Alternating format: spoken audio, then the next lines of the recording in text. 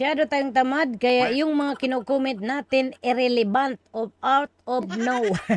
Nakakababa ng visibility kapag irrelevant yung kino-comment natin sa kapwa natin content creator. Totoo yan kasi nga hindi isasuggest ni Facebook sa mas marami pang tao yung content natin kasi nga yung mga audience natin hindi na interesado sa content natin. Paano pa ipapakita ni Facebook sa wider audience? Gusto mo ba na ma-minimize yung mga irrelevant na comment ng mga matatamad nating audience? Gusto mo ba na walang magsisend ng link sa comment section? Walang magsisend ng photos, images sa comment section? Walang magsisend ng mga bad words or profanity comments? May example ng profanity comments. Link to a specific site. Sample, meron silang ibang social media platform, mag-comment sila ng link dyan para ma-promote yung mga account nila. Video and comment. So sample, mag-video sila dyan na maghubad tapos isend sa comment section mo. Keyword and comments. Yung mga count me in.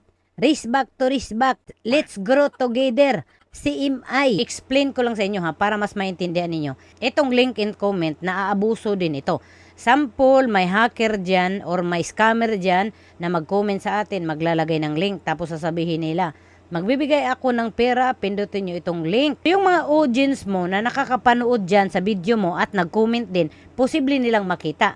So kung maniwala sila dun sa nagsabi, kung hacker yon, pwedeng mapahamak yung account nila. So irrelevant din yan na comment kasi nga hindi naman yan part sa content na ginagawa natin. So pwede mo ring maiwasan ito. Video and comment, sample mag-video-video siya dyan tapos isend dyan sa comment section mo. So hindi siya relevant sa content mo. Bakit siya magsisend ng video? Keywords and comments. Ito yung mga count me in, race back, palo to palo. Yung mga ayaw natin na kino-comment sa atin, pwede nating maiwasan yan. Pwede natin yang i-filter. Ako lang yung nakakakita niyan. So yung audience natin hindi makakita. Sample nga, may hacker dyan mag-send ng link.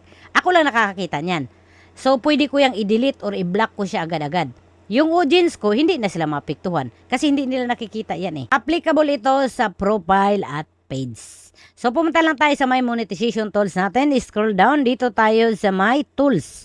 Then hanapin nyo itong moderation assist. Ang gagawin ninyo, itap nyo itong add. What kind of comments should moderation assist hide? Hinahide niya, tayo lang yung nakakakita. Hindi nakakita yung audience natin. Criteria for author, tayo yun, tayong owner ng account. Pwede nating i-hide itong new account, no profile picture, no friends, followers, potential impersonator, repeat, offender. Para ma-hide yan, so sample itap natin yung new account, add to moderation assist. Mayroon ng isa, so same thing lang, same process.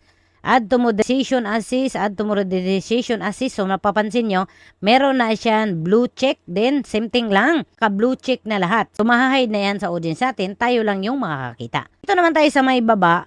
Criteria for comment.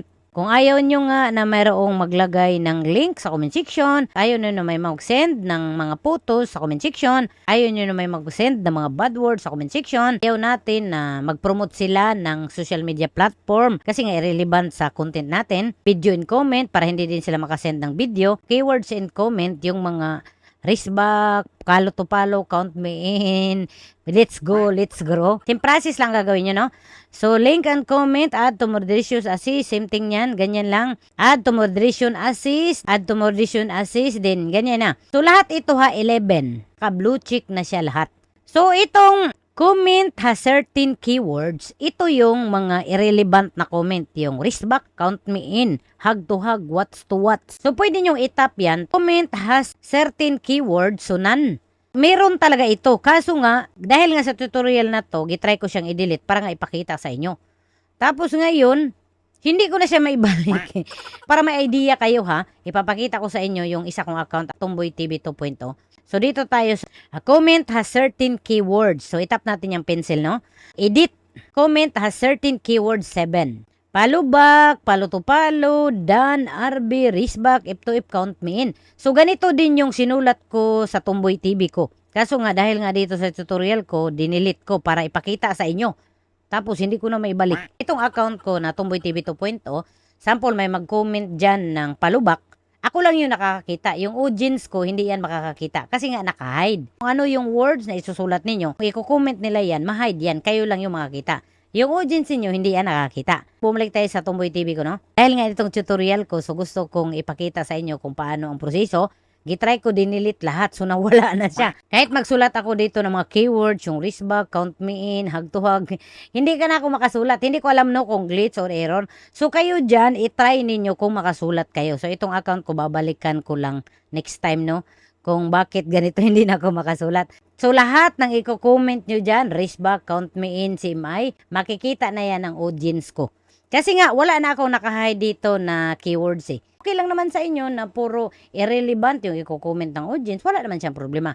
Ito, tinuro ko lang kung ayaw ninyo kasi nakakairita yung irrelevant na comment, di ba? 11 ito lahat ha.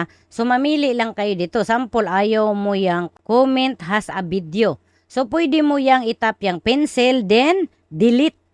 So, kapag i-delete mo yan, ganito na yung mag-iitsura niya. So, nasa sa inyo lang kung lahat itong 11, i-hide ninyo, or kung gusto nyo, mamili lang kayo dito, or gusto nyo, gawin nyo itong pinakita ko, lahat ito, i-hide ninyo. Tayo kasi, minsan, tamad-tamad ba? Kahit ang ganda-ganda ng content, magko-comment tayo ng irrelevant. So, wala din tayo magawa kasi nga, ang audience nga magde-decide kung ano yung gusto niyang i-comment. Sana naman, itry natin yung base natin na mag-comment tayo relevant sa topic ng video. Kasi pinaghirapan niya yan na gawin ng content. Tapos, i-comment mo irrelevant. Para naman, patinkyo natin na na-appreciate natin yung ginagawa niyang video.